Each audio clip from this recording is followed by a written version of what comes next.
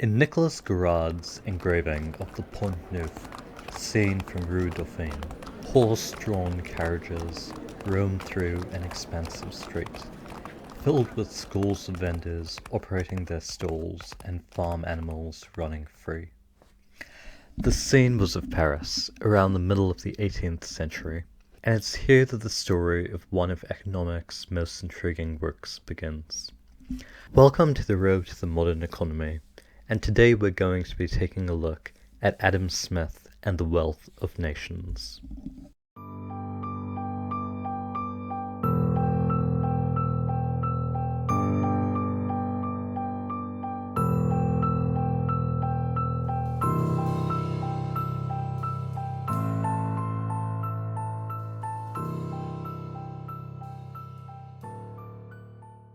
In the early days of the Industrial Revolution, Paris was teeming with action.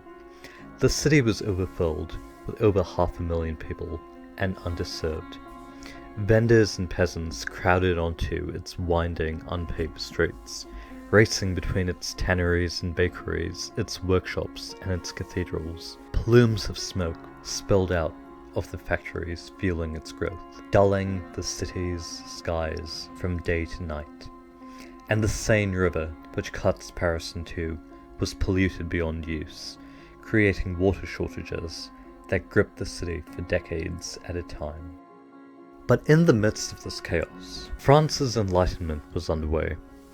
Thinkers from across Europe flocked to Paris, finding their way to the Sorbonne, one of the country's oldest universities, located just minutes away from its most impoverished areas. They spent years holed up within its imposing medieval halls, debating topics as disparate as philosophy and sociology, economics and religion, helping to shape many of the modern social sciences. One of the most prominent figures of the period was François Quesnay. A physician by training, he began his career as doctor in Mans, a small commune with a population of under 5,000, before rising to serve in the court of King Louis XV at Versailles. The doctor was known for his charm. He was a humble yet forceful character. Within moments of his arrival to the king's court in the middle of the 1740s, he gained the admiration of France's royalty. In his 1800 memoir, Pierre de Pont-de-Noir, a prominent member of the French nobility, remembered that Louis XV took pleasure in Quesnay's original thoughts, and even mourned the familiar and stinging expressions with which he packaged them in conversation. In a matter of months, Quesnay became one of the king's closest confidants, advising the court on a range of different issues. Within just half a decade, at the start of the 1750s, Louis welcomed him into the ranks of the French nobility.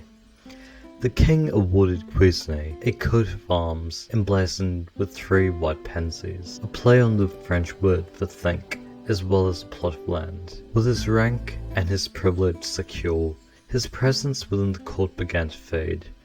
As a member of France's nobility, Quesnay found that he had the ability, access to resources he needed, in order to study anything that interested him.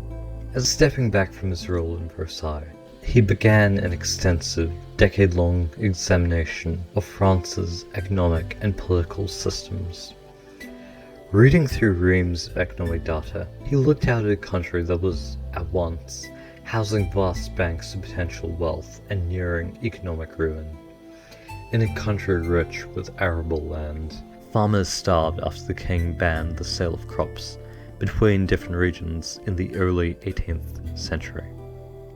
Food prices were perpetually high, yet the earnings of farmers were negligible. Louis instead encouraged the trade of newly manufactured goods between regions and with other countries.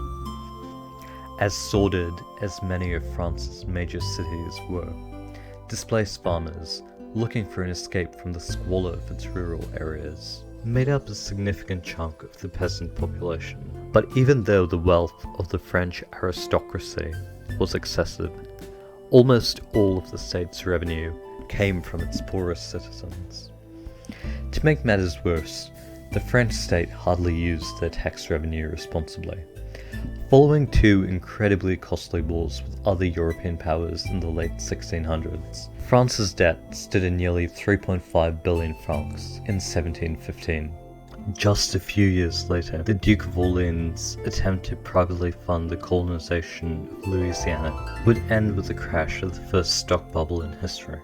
As investors pulled their money out of the venture, cash flooded into the French economy, creating a painful bout of inflation that dragged on for years. Cuisin's work over the decade culminated in the release of his magnum opus, the Tableau Economique, in 1758. The tableau was comprehensive yet elegantly simple, stripping the French economy of its many complexities to form a single coherent image. With this picture in hand, Cuisin tried to describe the entire economy in terms of the flow of wealth between three groups of economic actors: the proprietors, the producers, and the sterols. According to him, France's natural resources were its sole source of potential wealth. Its real wealth was dependent on the ability of proprietors and producers, comprised of landlords and farmers, to effectively harvest crops each year. When harvests failed, France did too.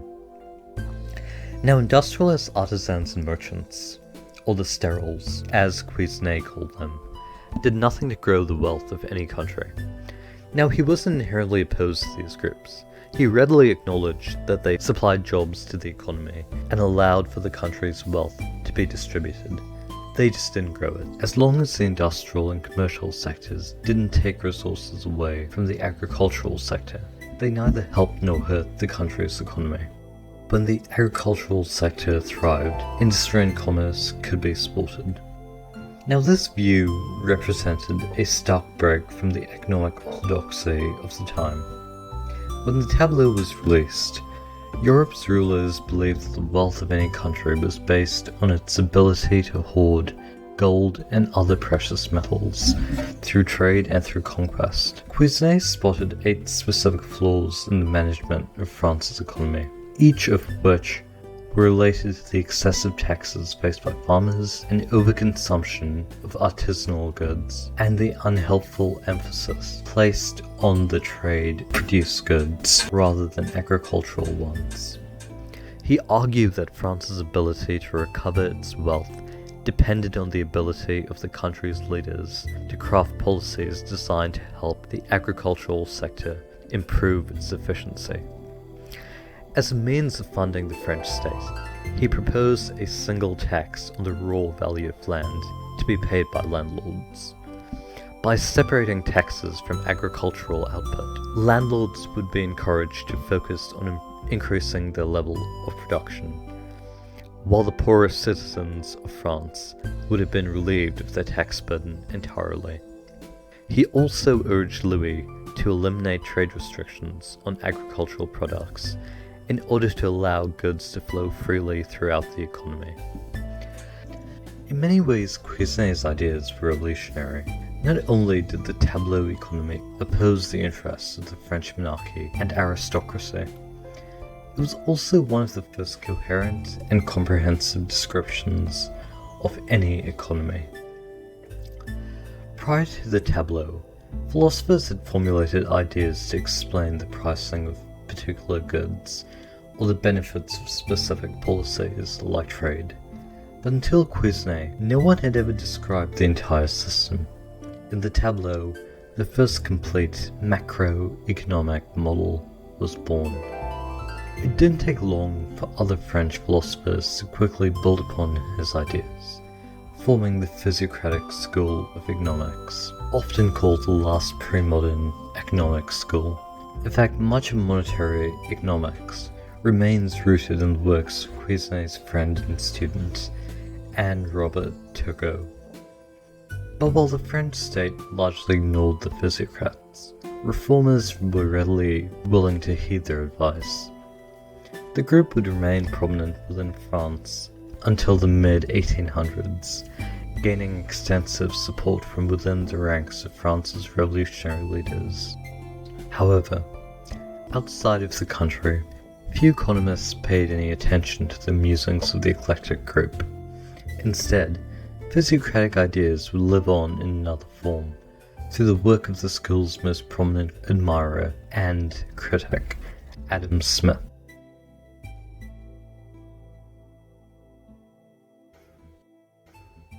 From 7 to 8:30 p.m. on the 29th of July, Rethinking Economics New Zealand will be presenting a free virtual panel titled Towards a Resilient Future as part of the 2021 Rethinking Economics Festival.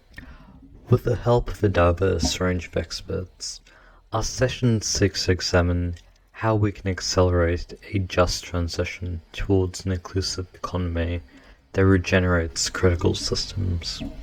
Registrations for the event are now open on eventbrite.co.nz.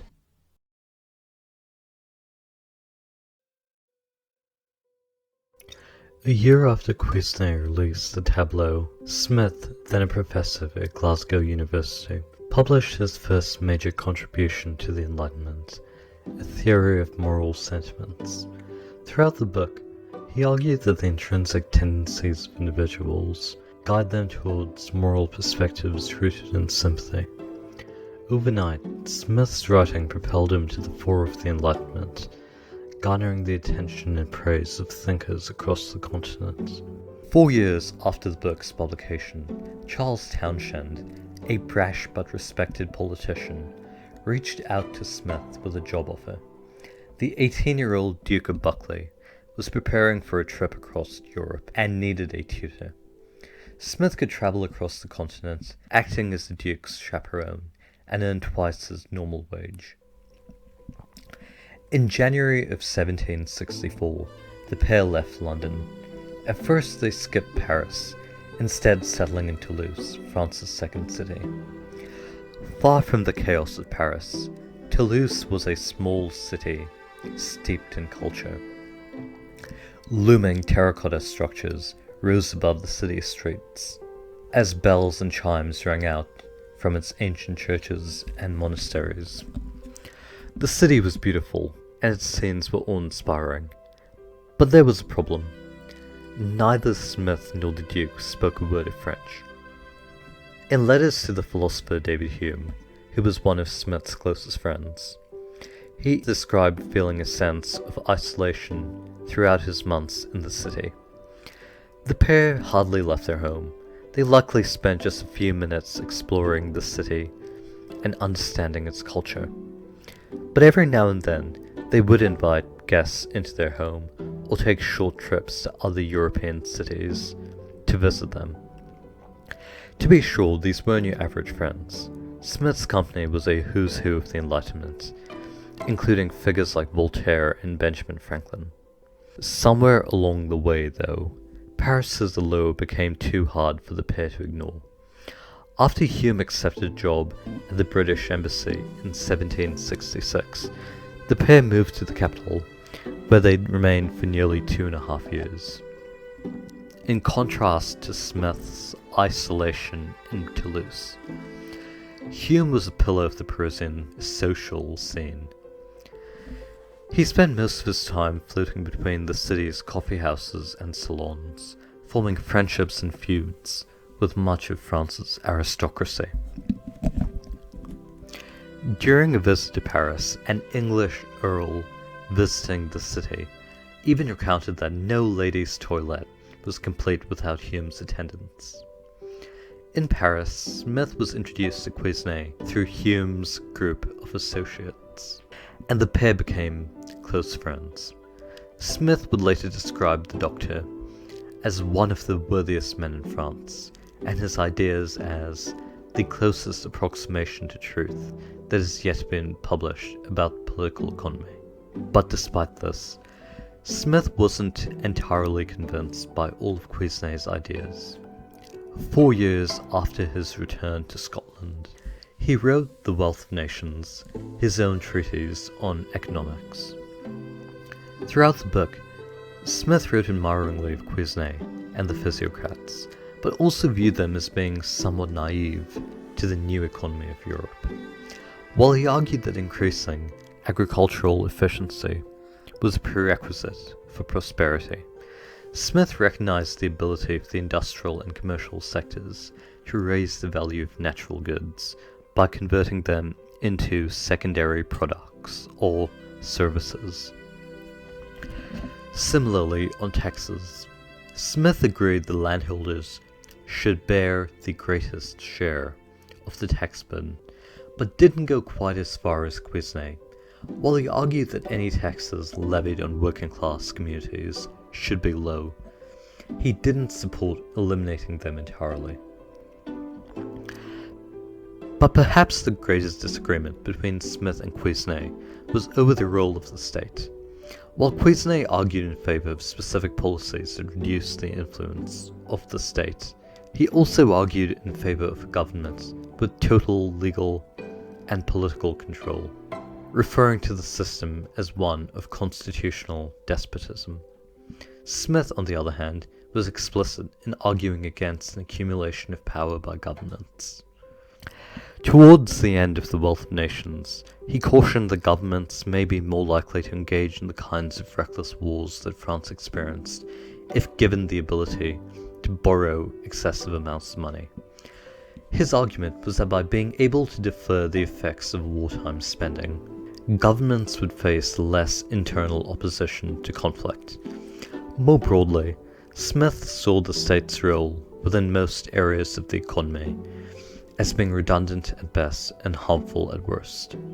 In his view, a competitive bargaining process would, without any interference, produce the best result for a society. As he wrote, by pursuing his own interest, the producer frequently promotes that of the society more effectually than when he really intends to promote it. Now, this isn't to say that he believed the markets were without their flaws. Far from it. Throughout The Wealth of Nations, Smith expressed grave concerns over the ability of employers and businesses to elevate their bargaining power. He feared that in the absence of an appropriate counterbalance, this elevation would undermine the bargaining process, breaking the market's invisible hand. In the 1780s, after revolutionaries in France ended the reign of the country's aristocracy, the new government implemented many of the physiocrats' ideas, both economic and political. In some respects, these actions helped the state move from strength to strength economically, but in other ways, the physiocrats' support of constitutional despotism gave cover to France's revolutionaries as they committed grotesque abuses against political dissidents and others. Over the course of the next 3 centuries, The Wealth of Nations would form the basis of political ideologies and economic theories across the globe. To this day, for better or for worse, the ideas developed by Quesnay and reformed by Smith continue to form the foundations of modern economic theory and policy. However vast the differences may be between the different schools of economic thought, from neoclassical ideas to Marxist ones, they almost all build upon those ideas articulated centuries ago.